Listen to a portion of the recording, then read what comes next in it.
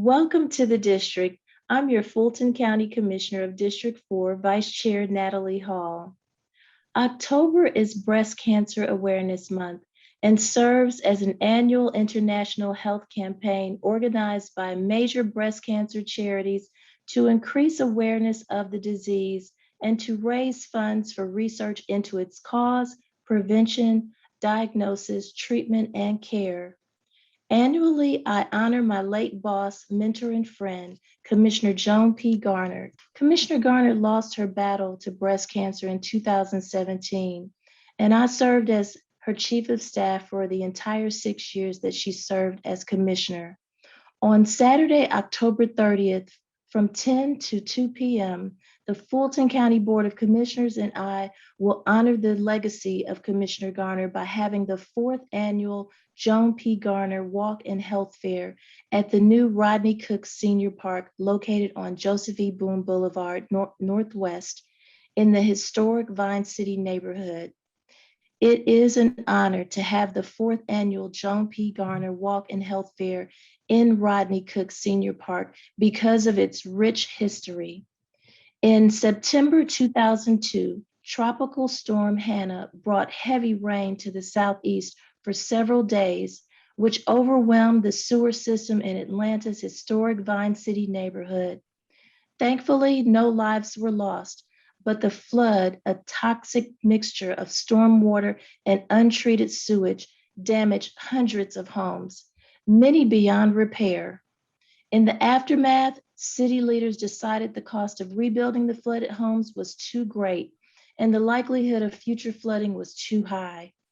The new 16-acre park has been designed to alleviate the flooding by capturing and storing up to 10 million gallons of stormwater while creating a vibrant community destination and ultimately revitalizing the neighborhood. In July of 2021, the ribbon cutting ceremony took place for the grand opening of the brand new Rodney Cook Senior Park. This park is located where the homes of the displaced residents once stood. After the flood, the city of Atlanta assisted displaced Vine City residents in rental properties by providing a subsidy and a stipend of $3,500 for the first and last month's rent to move anywhere they like. This year, I will also present the first annual Public Service Award to honor the legacy of the late Atlanta City Council member Ivory Lee Young Jr., who played a major role in helping residents affected by the Vine City floods and the development of Rodney Cook Senior Park. My guests are Vine City Legacy resident Cheryl Hood and Reverend Shalice Still Young, the wife of the late Atlanta City Council member of District 3, Ivory Lee Young Jr. We will hear about a neighborhood that was washed away but brought back to life. Our guests will share their stories right after the break. We will be right back.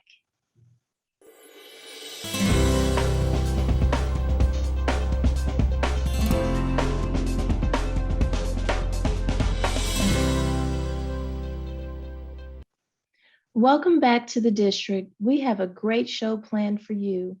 I'm your Fulton County Commissioner of District 4, Vice Chair Natalie Hall. Joining us is Vine City Legacy resident Cheryl Hood. Ms. Hood spent her childhood years in the English Avenue neighborhood and moved to historic Vine City as an adult. Ms. Hood still resides in the Vine City neighborhood where she's raising her 4 grandchildren. After being displaced when her Vine City home was flooded, she was blessed to be relocated to a new home in Vine City and was presented her keys by the former mayor, Shirley Franklin. Ms. Hood, thank you for joining us. Thank you for having me. So, Ms. Hood, how long have you been a Vine City resident? From the time I was 17 years old, and I'm 65 now. Oh my goodness. So you've lived there quite a long time. And what was the neighborhood like for you growing up there? When I first, the neighborhood, actually the side of the street where I lived at was nothing but deplorable housing. It looked as if you were in a horror movie. When the bus used to go down Magnolia Street, you would always be afraid that someone was going to jump on the bus and rob you. But there was a lot of entertainment on the corner of Sunset and Magnolia, set the Magnolia Ballroom. And they had all kinds of music and plays. It was really a nice street a nice area once you got into the club. Although I was not old enough to go to the club, I did hear a lot of stories about it. Well, how was Vine City then different then from the Vine City that you see today? The Vine City that I see today is very vibrant. It's a place where I love to invite people. If I see a home for sale or something, I invite my friends to live in my neighborhood. I invite anybody that I can see that's interested in a home. Is good. I love it. That's wonderful. So tell us about the day of the flood, because it seems like that flood was the turning point for the neighborhood. Yes, it was. The flood happened on September 21st at 9 p.m. I had my grandkids, and my best friend was spending the weekend with me, and we had her grandkids. It was 8 children in the house at that time. And it had been raining for quite a few days. So when the rain came, we saw Herbert Curbers floating down the street. They had trash in them. We saw people that had tires in their yards. Tires were floating. My car, I had just gotten through being paid for like that earlier that month, drowned. It was my car, the water covered my car. It was 6 feet worth of water inside of my house. I don't swim, but thankfully that summer, my church that I was affiliated with had sent my oldest 2 grandkids to camp. And they learned how to swim, and they actually had to get me out of the house. Everything, my deep freezer was full of food. The water had flipped it over. I lost everything that was in my possession. That is so terrible. So what role did the displaced West Side residents have in planning and developing the Rodney Cook Senior Park? Because that flood is what was the catalyst for the creation of the park. Well, we were asked our ideas. The kids were asked to put their input in. Each part of the park has been someone from the Vine City neighborhood, and many of the flood victims had been asked to put their input in. I have had an opportunity before the park opened to tour it, as well as several other people. And we had different things where they were placed that we suggested they be placed in a different area to better facilitate the greatness of the park. Well, I know I've been told that this park now can hold up to 10 million gallons of water so that the Vine City neighborhood will never flood again. And so I want to thank you for everything that you've done to help in the development of Rodney Cook Senior Park. And have you visited the new park? Oh, yes. As I was saying before, I have visited it before they opened it. I was at the opening. And it is part of my daily walk with my two fur babies every day. And I've just gone to sit and read. I enjoy being in the park just to sit and read. Well, Ms. Hood, it has been an honor having you on this show to tell us more about what happened in Vine City, and we hope to never see that type of devastation in any more of our Atlanta legacy neighborhoods. And I want to thank you for coming on the show today. It has been definitely an honor. Thank you for having me. All right. And so when we return, we will have Reverend Shalise Still Young join us to speak about the life and legacy of her late husband, Atlanta City Council member Ivory Lee Young Jr., and his contribution to the Vine City neighborhood during his tenure, more specifically during the 2002 flood and the development of the Rodney Cook Senior Park. Please stay tuned.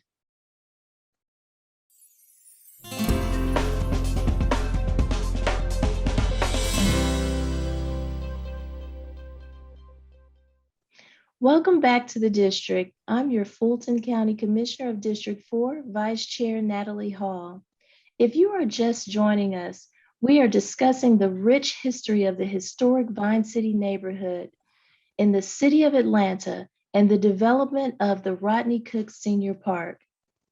The 4th annual Joan P. Garner Walk and Health Fair will be held in the Rodney Cook Senior Park to honor the legacy of the late Fulton County Commissioner Joan P. Garner on Saturday, October 30th from 10 a.m. to 2 p.m. Earlier in the show, Ms. Cheryl Hood, a legacy resident of the historic Vine City neighborhood, discussed life as a displaced resident during the Vine City flood. Out of the darkness came the light of the beautiful Rodney Cook Senior Park, and we're thankful to many individuals for the planning and development of this park. The late Atlanta City Council member of District 3, Ivory Lee Young Jr., played a major role in the park's development. Reverend Shalise Still Young, the wife of the late Atlanta City Council member Ivory Lee Young Jr., is with us and will speak to us about his legacy. Shalise, welcome to the show. Thank you so much for inviting me. It's an honor to be here, and especially to talk about one of my most favorite human beings on the planet, my late husband's contribution to our beautiful, this great city and county here in Atlanta. So thank you so much. Well, Shalise, tell us what were Council Member Young's top priorities for City Council District 3? Well, the top number one was balanced growth and development. That was very, very important to Ivory. He wanted to see the community that he loved so much, the west side of Atlanta. He wanted to see it redeveloped, revived, renewed. And that was most important to him. So that would sum up for me when you say top 3 priorities. They're all encased in balanced growth and development. And there were many moving parts in helping to bring that to pass. That is awesome. And so with that type of, those types of priorities, the flood of Vine City was a tragic time for many families, 160 families to be exact. So please tell us how City Council Member Young went into the community to help his neighbors. Well, Ivory, I loved hearing this story over and over again. He would cite how, and it was one of his most prized, cherished accomplishments of his time on council. And so he talked about how the kind of trash, the litter within the community clogged the drains, the sewer systems, the manholes, and with that it caused the flooding, so there was nowhere for the rain to go. So with all the flooding, he said Mayor Franklin was at an event. He contacted her. He said she came down in a ball gown. He said Mayor Franklin and himself, and I think actually Byron Amos was a part of that effort. They went out, they were literally wading through the water and picking up and talking and counseling with neighbors and residents. He said that Mayor Franklin, actually, I think there was a boat and they were going through, and when it was all over from that particular night, they got to work. And what was birthed out of that tragedy is something absolutely astonishing right now. Wow, that is amazing. And so Mayor Franklin came down in her ball gown and everything to assist Councilmember Young and the neighborhood. Yes, he said they were wading through water, literally. She was holding the gown, trudging through sewer water. My goodness. And what role did Councilmember Young play in the development of Rodney Cook Senior Park? So they went to work, as I stated, right away after the flood and began to talk about ways to mitigate the stormwater issues within the park, the flooding, so that this would never, ever happen again. And so in 2005, there were a series of meetings leading up to 2005. And in 2005, they began to engage residents in the community and various agencies around to talk about what we could do. So out of those conversations, the community decided, hey, well, we can just keep this as, beautify this green space. And the overarching issue was that they needed stormwater retention. And as I heard you mention earlier, the 10 million gallons of that, that was the main thing. So from 2005, in the background, there had been planning, there had been conversations pitched around the city. And one innovative, very creative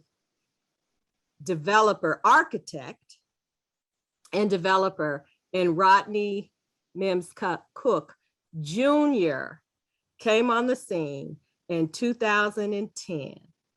And that particular day, I remember, and if you'd like for me to go on, I don't know how much time I have, but I can tell you what the initial conversation was between Rodney Cook and Ivory and where it took place. And interesting where the introduction of Rodney Cook's idea was given to Ivory. Well, please share.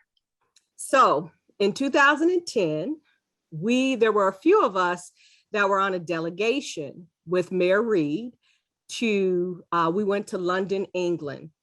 The Princess Foundation for the Built Environment had been engaging Ivory, and right before the entire community, they had been in dialogue with Ivory and the mayor regarding creating a replica of mixed income and mixed use development in English Avenue and Vine City. And so they wanted them to travel to a place in Dorchester, England called Poundbury to see a replica of that particular development. So Ivory had come home, had been telling me all of the conversations they were having, and I started bringing human services ideas in.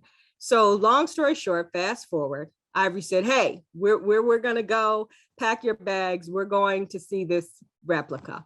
So while we're there, we tour the replica and that's all over. And we meet, I don't recall the particular location, but there was an office building. We met in a conference room. And Rodney Cook, this is separate. Rodney said to Ivory, I have an idea that I would like to introduce. And he talked about his family having a park, and it was an Olmsted design park, where at the time, Bethune Elementary School sat. And Rodney had mentioned that in the 1800s, his family had that land, and it was the first, according to Rodney's account, it was the first integrated park. And he said that his father, the late Rodney Mims Cook Sr., asked him if he could work to place their family park back in the community. And moreover, that it be something dynamic for the residents, that it be as a gift, that it be something that everyone could enjoy and something world-class. So when Rodney presented that idea, he said, Ivory, the area, and he mentioned Elm Street right there. He said, we'd like to place, we want to do the park there, an Olmsted design. And he went on talking about how amazing this would be. He mentioned Tomochichi. So fast forward, after that meeting, of course, we went on with the business of the day as to why we were in London. We were there, I think, 6-7 days. Got back to Atlanta. Shortly after that, we had the very first meeting regarding Cook Park at the National Monuments Foundation. And Rodney began to show us a presentation of, there was something, it was called the Nazira. It was an actual kind of a virtual tour of what the park would look like. So this is kind of what they have been projecting and planning it would look like. And he mentioned to Ivory that they wanted to do a presidential pantheon. So they wanted to have former presidents who were the Nobel Peace Prize winners. And just kind of back up a little bit, this was a conversation Rodney had been having with the Nobel Peace Prize organization. So he mentioned several laureates and that were former presidents. So Rodney leaves the room, and I nudged Ivory and I said, hey, Ivory, Dr. King was a Nobel Peace Prize laureate. I said, and this is a community in which, Dr. King, Maynard Jackson, and Michael Julian Bond, or Julian Bond, and great people like Gladys Knight and Herman Cain. So we were having the conversation. We said, so why does it need to be named a presidential pantheon? And I said, and furthermore, if they're going to do statues, we need Dr. King. And so we were having this little offline discussion. So Rodney comes back in the room and begins to engage Ivory.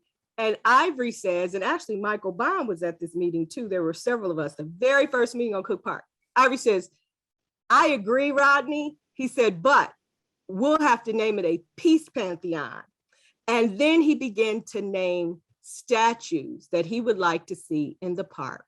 The park, to me, represents possibilities.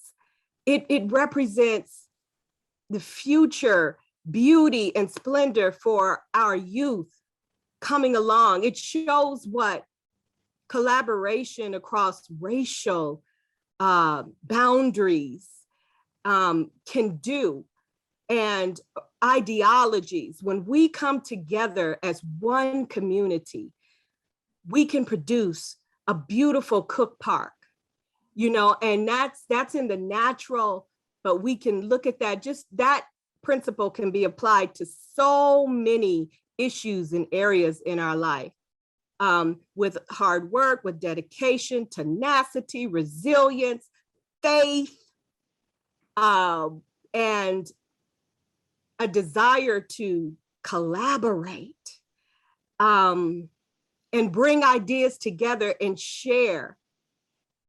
What beautiful possibilities. And I am so excited to be able to experience this with everyone, to see that the park come into full fruition. And I'm telling you, it exceeded my expectations. Boy, I knew it was going to be great, but I didn't expect it to be at the magnitude of greatness that it is.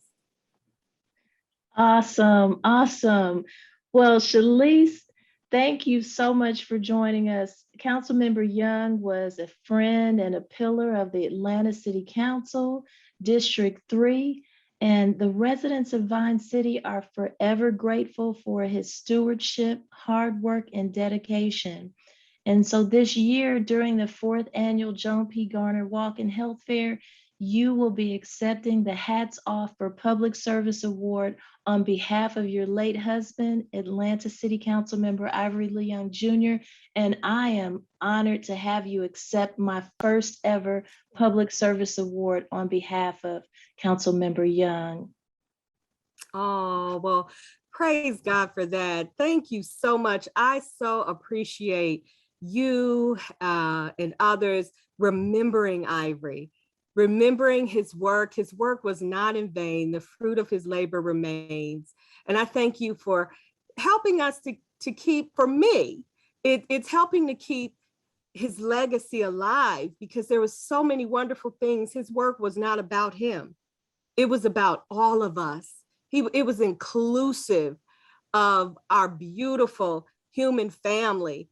And he loved Atlanta, and particularly his District 3. So I thank y'all so much for remembering him. And I pray, I think I heard you say this is the first annual. So I'm looking forward to seeing all of the recipients in the future receive such, for me, just a worthy award. And I love the name that, I don't know who came up with that, but kudos and thank you very much. Hats off to whoever came up with the name, the Hats Off Award. That's cool. Yes, yes. Well, thank you again.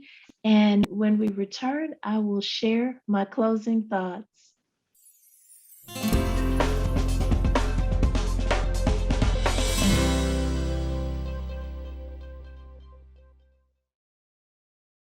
Welcome back to the district. I'm your Fulton County Commissioner of District 4, Vice Chair Natalie Hall. It was a pleasure to have Vine City Legacy resident Cheryl Hood and Reverend Shalice Still Young, the wife of the late Atlanta City Council member Ivory Lee Young Jr. on the show. I'm excited to have the 4th annual Joan P. Garner Walk and Health Fair in the Rodney Cook Senior Park. And as you have heard during this episode, Vine City is filled with history and is a close-knit community in the city of Atlanta. On Saturday, October 30th, from 10 to 2, we will bring the community and Fulton County residents together for a day of wellness that will feature a walk, run, community-based resources, vaccinations, a concert, games for the children, a fashion show, food and beverages, and so much more. And everything is free. I'll see you there. And to learn more about the 4th annual Joan P. Garner Walk and Health Fair, please visit our website at fultoncountyga.gov. Please stay updated on the county's response to COVID-19 via the county's website at fultoncountyga.gov. You can also follow me at FulcoD4, that's FulcoD4 on Facebook, Instagram, and Twitter. Although we are seeing a decline in the number of new COVID-19 cases and deaths, we still need to remember to follow the most updated CDC recommendations. That's our show for today, and I'm your Fulton County Commissioner of District 4, Vice Chair Natalie Hall, and thank you for watching The District.